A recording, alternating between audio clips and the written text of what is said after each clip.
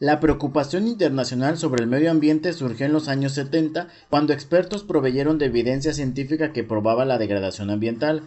A raíz de ello, los países comenzaron a colaborar para solucionarlo. En esta videocápsula revisaremos qué son los tratados internacionales ambientales y qué han aportado a México.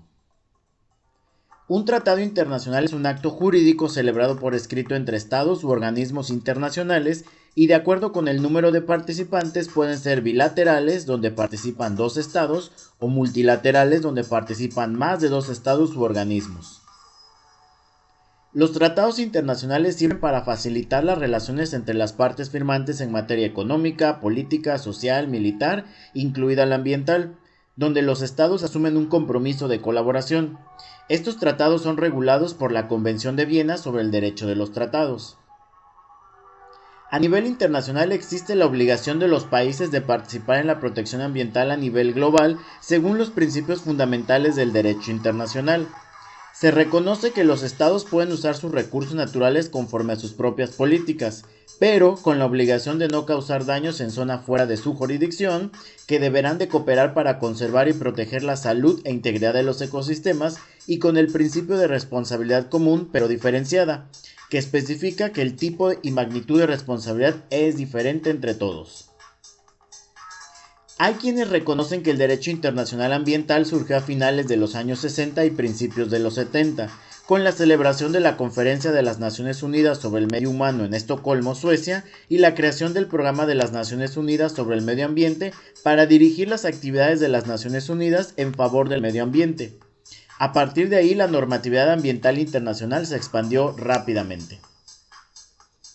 La comunidad internacional adquirió una nueva percepción de los problemas ambientales y se crearon numerosos acuerdos para proteger los recursos naturales.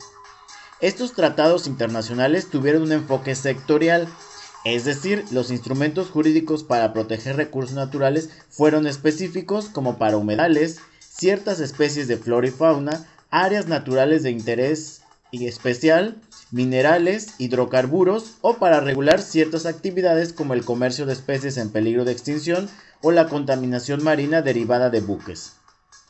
De este modo se comenzó la regulación del medio ambiente desde un punto de vista sectorial.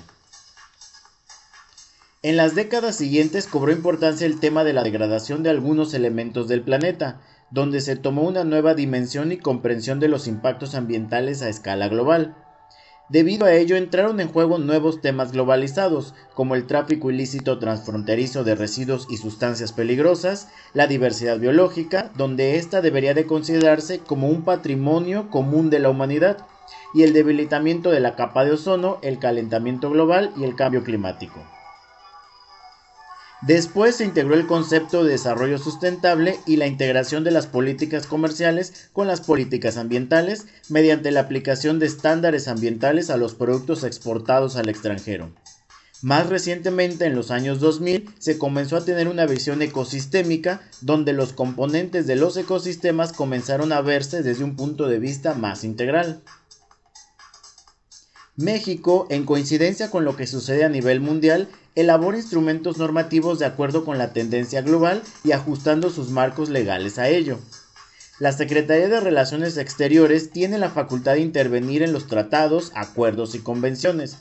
Esta Secretaría y las demás dependencias que hayan intervenido en la negociación envían al Senado de la República los antecedentes del trabajo y la explicación del contenido, las razones para celebrarlo y los beneficios que se esperan de él. Este envío se realiza a través de la Secretaría de Gobernación. Después, el Senado da la aprobación y el Poder Ejecutivo autoriza la publicación en el Diario Oficial de la Federación.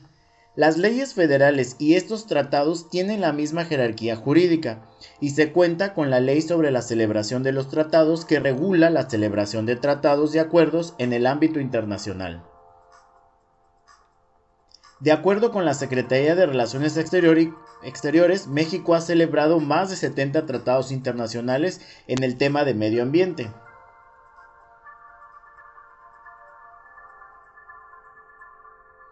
En la lista se aprecian varios de ellos, los cuales tienen objetivos y temas particulares. A partir de ellos, se han creado instrumentos normativos que regulan las actividades humanas y protegen la biodiversidad y los recursos naturales.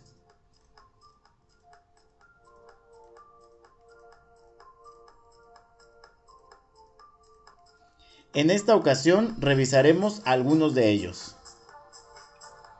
El Protocolo de Cartagena sobre Seguridad de la Biotecnología del Convenio sobre la Diversidad Biológica aborda temas sobre el uso de organismos vivos modificados por la biotecnología, donde se incluyen su uso, manipulación, procedimientos, así como sus traslados internacionales y financiamiento, y sobre todo la evaluación de los riesgos. El Protocolo de Kioto de la Convención Marco de las Naciones Unidas sobre el Cambio Climático incluye las acciones que los países firmantes deben de seguir para reducir las emisiones de gases de efecto invernadero a un determinado nivel, considerando con base años posteriores. En el listado se puede apreciar las metas específicas para cada grupo de países dependiendo de sus propias condiciones. La Convención de las Naciones Unidas de lucha contra la desertificación en los países afectados por sequía grave o desertificación establece objetivos para luchar contra la desertificación y poder mitigar los efectos que las sequías generan. En él se proponen medidas de cooperación internacional para atender las zonas afectadas. El Protocolo de Montreal relativo a las sustancias agotadoras de la capa de ozono establece las líneas para monitorear las sustancias nocivas para la capa de ozono. Incluye también medidas para controlarlas, las formas de evaluar los niveles presentes en la atmósfera y cómo se deben de presentar los datos y la información. El Convenio sobre la Diversidad Biológica tiene como objetivo la conservación de la diversidad biológica en sus tres escalas: ecosistémica, de especies y genética, mediante diferentes estrategias en varias líneas de trabajo, e incluye también la utilización razonable de sus componentes y la participación equitativa y justa de los beneficios que se obtengan de utilizar los recursos genéticos. El Convenio Marco de las Naciones Unidas sobre el Cambio Climático pretende alcanzar una estabilización de las concentraciones de gases de efecto invernadero en la atmósfera para que se pueda alcanzar un nivel adecuado que no interfiera con los límites que existen en el sistema climático global. La Convención sobre el Comercio Internacional de Especies Amenazadas de Fauna y Flora Silvestres protege a determinadas especies de flora y fauna que están siendo explotadas de forma excesiva mediante el comercio internacional. Establece las especies incluidas en sus apéndices o anexos y las medidas que se tienen que tomar para poder realizar el traslado internacional de organismos o sus partes. El Convenio de Basilea sobre el control de los movimientos transfronterizos de los desechos peligrosos y su eliminación limita la importación e exportación de desechos considerados como peligrosos para su eliminación, de acuerdo con listas incluidos en sus anexos o con la propia legislación de cada país. El Convenio de Estocolmo sobre los contaminantes orgánicos persistentes regula el tratamiento de estas sustancias para proteger la salud humana y la del ambiente de estos productos químicos que pueden ser altamente peligrosos y de la larga duración. Se establecen mecanismos para su restricción, eliminación, uso, comercio y almacenamiento. La Convención relativa a los humedales de importancia internacional, especialmente como hábitat de aves acuáticas o Convención Ramsar, incluye las acciones que se tienen que implementar para conservar y usar racionalmente los humedales, la flora y fauna asociadas a estos humedales, así como sus recursos naturales. El Acuerdo de París busca mantener la temperatura mundial debajo de los niveles preindustriales, y todos los países se comprometieron a realizar todos los esfuerzos necesarios para no sobrepasar 1.5 grados y evitar los impactos que generarían. Esto conlleva aumentar la capacidad de adaptación y reacción ante los efectos y enfocar los recursos financieros hacia economías sustentables. Con respecto a los tratados internacionales, es importante firmar y ratificarlos, pero es mucho más necesario asegurar su cumplimiento. México tiene presencia en la mayor parte de los foros internacionales, ha sido actor importante en las negociaciones y ha logrado tener una presencia influyente, pero quizá los instrumentos a nivel interno de los compromisos internacionales tienden a presentar problemas.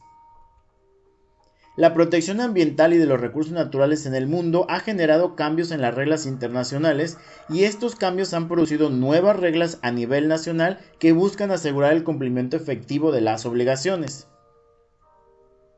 México tiene recursos humanos capacitados para hacer frente a la tendencia internacional y procurar que la agenda interna sea menos reactiva. Es así como México debe seguir contribuyendo a los debates internacionales con enfoques propositivos. ¿Qué opinas tú sobre el actuar internacional de México?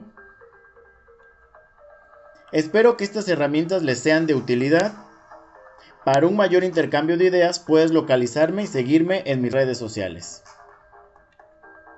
Para que realmente se aplique la normatividad ambiental hay que conectar a las personas con la naturaleza.